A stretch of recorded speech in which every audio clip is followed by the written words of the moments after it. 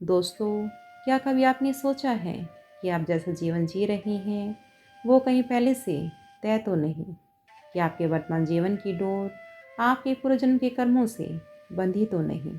दोस्तों, क्या आपने कभी सोचा है कि आपके जीवन में जो कुछ भी हो रहा है, आपकी सफलता, असफलता, सुख दुख, रिश्ते या यहाँ तक कि आपकी सोच, इन सब का रिश्ता सिर्फ इस जन्म से नहीं बल्कि आपके पूर्वजन्म के कर्मों से भी हो सकता है। दोस्तों, ज्योतिष शास्त्र के अनुसार आपका वर्तमान भाग्य आपके पिछले जन्म के कर्मों का प्रतिफल है और यही कर्म बंधन बनकर आपकी कुंडली में विभिन्न भाव और ग्रहों के माध्यम से प्रकट होते हैं।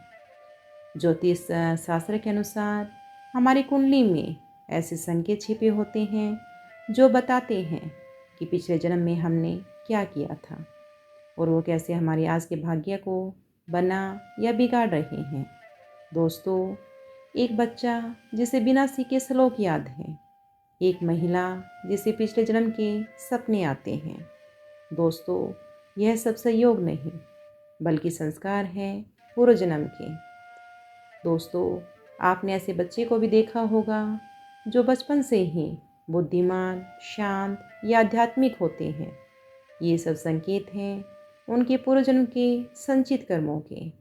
वहीं कुछ लोग जीवन में हर मोड़ पर संघर्ष करते हैं। यह संभव है कि उनके अवशिष्ट पाप कर्म इस जन्म में फलित हो रहे हों। लेकिन दोस्तों, डरने की बात नहीं है, क्योंकि ज्योतिष यह भी बताता है कि कर्म ही भाग्य को बदल सकते हैं। यदि आपने पिछले जन्म में कर्म किए हैं तो इस जन्म में आप उन्हें सुधार भी सकते हैं।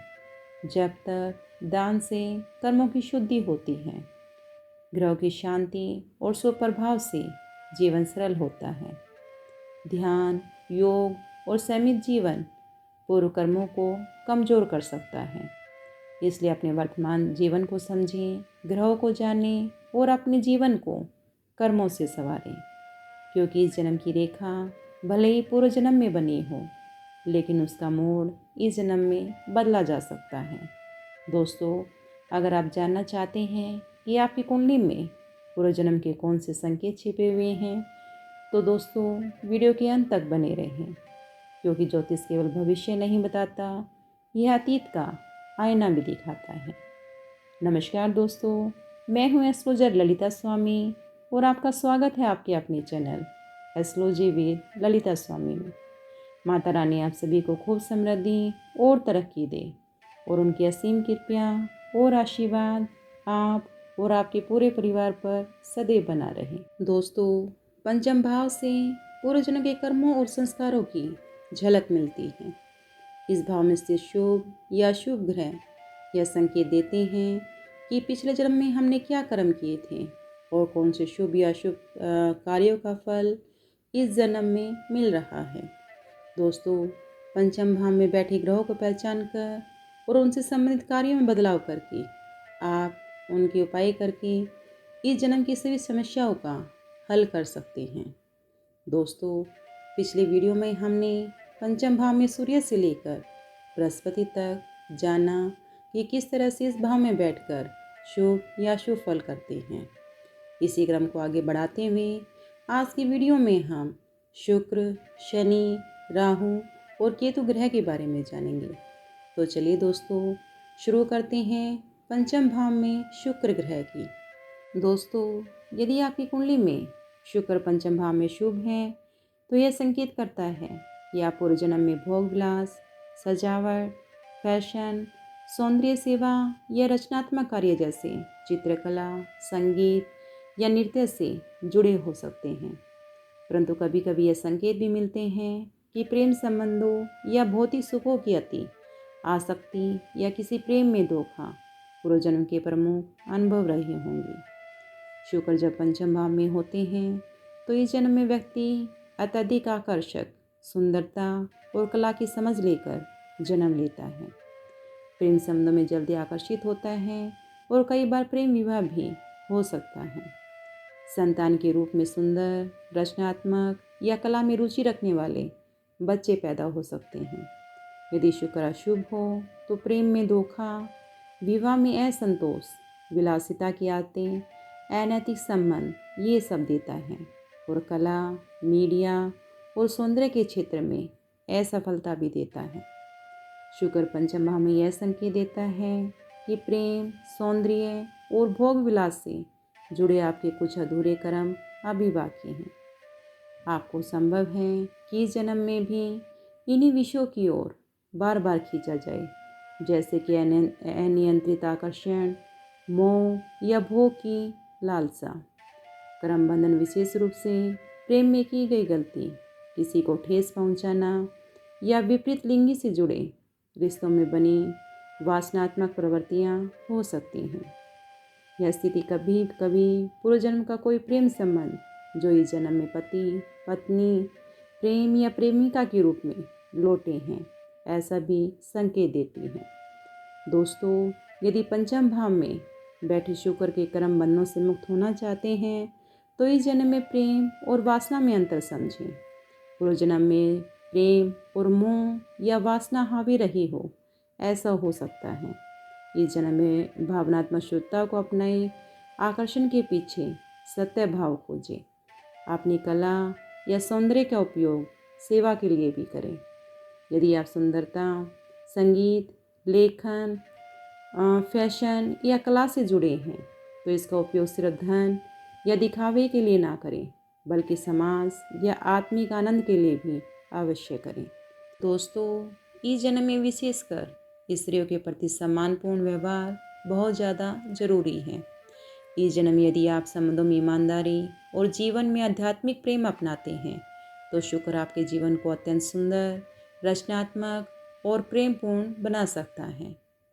दोस्तों, अब बात करते हैं पंचम भाव में शनि की। दोस्तों, जब शनि पंचम भाव में होता है तो यह दर्शाता है कि व्यक्ति ने पूर्व जन्म में अपने कर्तव्य को निभाते हुए संतान या परिवार की उपेक्षा की हो, किसी प्रेम में निराश किया हो या अत्यधिक कठोरता, संवेदनशीलता या धर्म से विमुख दिखाई दिया हो। कभी कभी यह भी संकेत मिलता है कि व्यक्ति ने पूर्व जन्म में किसी का दिल तोड़ा, प्रेम को औपचारिकता या दायित्व के रूप में लिया और भावनाओं को दबाया या नकारा। शनि पंचम भाव में अक्सर कर्म बंधन से बंधे प्रेम संबंध, संतान में विलंब, आंतरिक कठोरता और भावनात्मक अलगाव का सूचक होता है।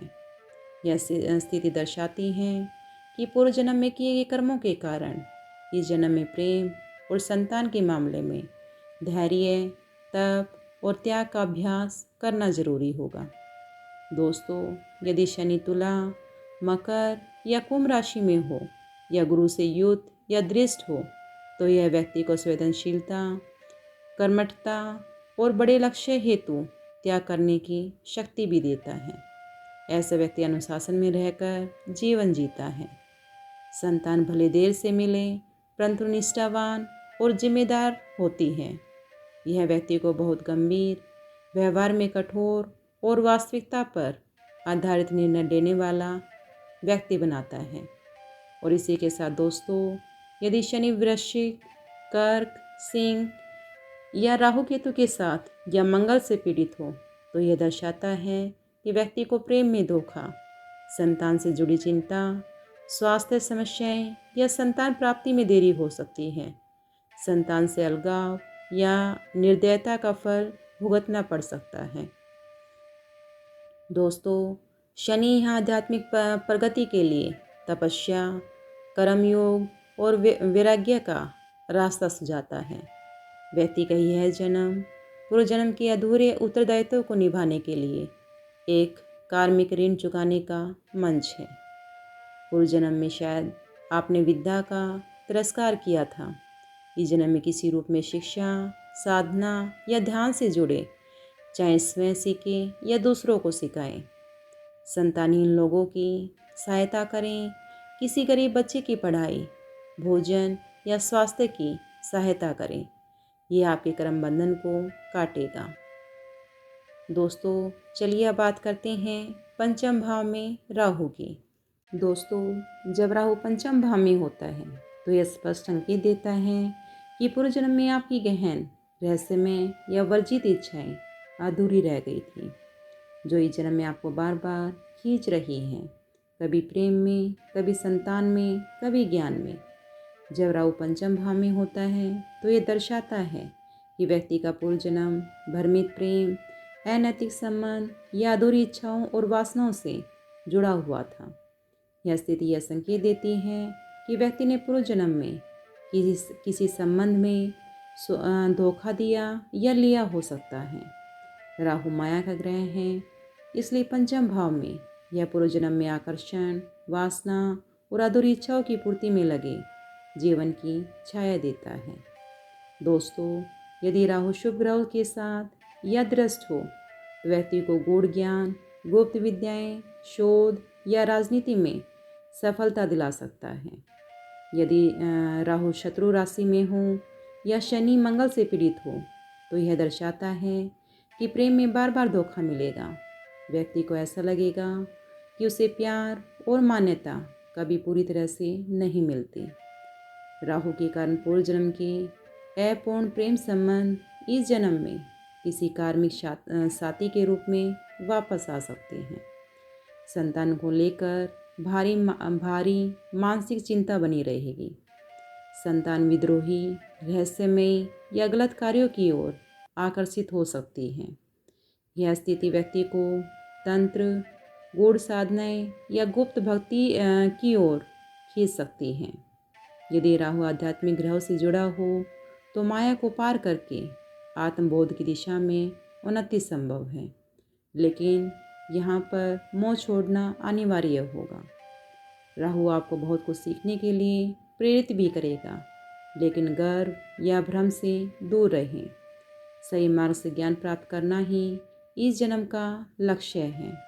पूर्व जन्म का छुपा हुआ कर्म इस जन्म में प्रेम को रहस्यमय और जटिल बना सकता है। इसलिए अपने रिश्तों में सच्चाई, स्पष्टता और आदर भाव बनाए रखें। संतान से अधिक अपेक्षा न रखें। आपकी संतान हो सकता है सामान्य से अलग हो या मानसिक रूप से बहुत अलग सोचने वाली हो। उन्हें उचित आज़ादी दें और अपने पुराने अधूरे कर्म उन पर ना थोपें। तो दोस्तों, अब बात करते हैं पंचम भाव में केतु की। दोस्तों, जब केतु पंचम भाव में स्थित होता है तो यह संकेत करता है कि व्यक्ति ने पूर्व जन्म में त्याग, तपस्या या गूढ़ साधनाओं का जीवन जिया था। व्यक्ति पूर्व जन्म में किसी गुरु, साधक या सन्यासी की भूमिका में था, परंतु उसकी आध्यात्मिक यात्रा अधूरी रह गई।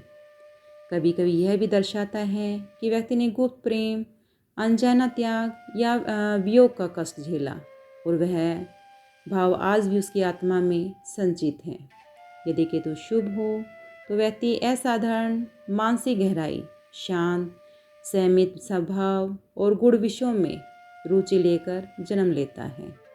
पूर्व जन्म की अधूरी साधना इस जन्म में पुनः जागृत होती है। कला, ज्योतिष, तंत्र, ध्यान या योग में अद्भुत सफलता मिल सकती है। यदि केतु पीड़ित हो तो व्यक्ति को संतान सुख में बाधा या भावनात्मक दूरी बनी रह सकती है। कभी कभी संतान के साथ कार्मिक ऋण का अनुभव होता है, जैसे उस संतान से कोई पुराना संबंध जो अब चुनौती के रूप में प्रकट हो रहा हो। प्रेम में निराशा हो सकती है। मन बार बार अतीत में खोता है। प्रेम में डर या असुरक्षा महसूस करता है। ऐसे व्यक्ति गंभीर, अंतर्मुखी और रहस्यों में रुचि रखने वाला होता है। उसका झुकाव संसारिक प्रेम से अधिक आध्यात्मिक प्रेम की ओर अधिक होता है। केतु पंचम भाव में मोक्ष, संन्यास, वैराग्य और अदृश्य ईश्वरीय प्रेम की ओर लेकर के जाता है। यह जन्म व्यक्ति के लिए पिछले अधूरे साधनात्मक कार्यों को पूरा करने का अवसर देता है। यदि व्यक्ति ध्यान, भक्ति या सेवा के मार्ग पर चले तो उसे चमत्कारी अनुभव मिल सकते हैं। दोस्तों, आध्यात्मिक समझ को जीवन में संतुलन के साथ लाए। केतु आपको सब व्यर्थ है वाली सोच की ओर भी खींच सकता है। ध्यान करें, लेकिन जीवन से भागे नहीं। संसार और आत्मा दोनों में संतुलन रखें। संतान के प्रति कर्तव्य निभाएं, भले ही मन में ना हो। यदि संतान से जुड़ाव महसूस नहीं होता है तो भी उनके प्रति कर्तव्य को पूरा करें। यही कर्म बंधन से मुक्ति है। प्रेम से दूर भागने की बजाय उसमें शांति खोजें। इस जन्म में प्रेम संबंधों में उदासीनता हो सकती है, लेकिन अगर सही व्यक्ति जीवन में आए तो उसे समझने और निभाने का प्रयास करें। तो दोस्तों, यह था शुक्र, शनि, राहु और केतु का पंचम भाव में विश्लेषण कि किस प्रकार आप अपने ग्रहों को जानकर और उनसे संबंधित कर्मों में बदलाव करके आप अपने जीवन को सफल कर सकते हैं। पूर्ण लाभ के लिए आप अपनी कुंडली का विश्लेषण करवा सकते हैं, क्योंकि दोस्तों हर व्यक्ति की अपनी कुंडली अलग होती है। आपकी कुंडली में कौन से योग बन रहे हैं, ये आपकी कुंडली का विश्लेषण करने के बाद ही पता चलता है। इसका विश्लेषण आप किसी विद्वान ज्योतिषी से करवाएं या आप हमसे भी संपर्क कर सकते हैं। लेकिन दोस्तों ध्यान रहे, अपनी कुंडली का विश्लेषण आप किसी से भी करवाएं, लेकिन फ्री में करवाने का भाव ना लाएं। इससे आप ब्राह्मण ऋण से ग्रसित हो सकते हैं। इसलिए आप अपनी कुंडली का विश्लेषण पूर्ण दक्षिणा देकर ही करवाएं। आशा करती हूँ दोस्तों आपको आज का वीडियो पसंद आया होगा। यदि वीडियो पसंद आई है तो इसे लाइक, शेयर और चैनल को सब्सक्राइब कर लें और साथ में एक प्यारा सा कमेंट भी अवश्य लिखें। चलिए दोस्तों, फिर मिलते हैं एक नई और ज्ञानवर्धक वीडियो के साथ।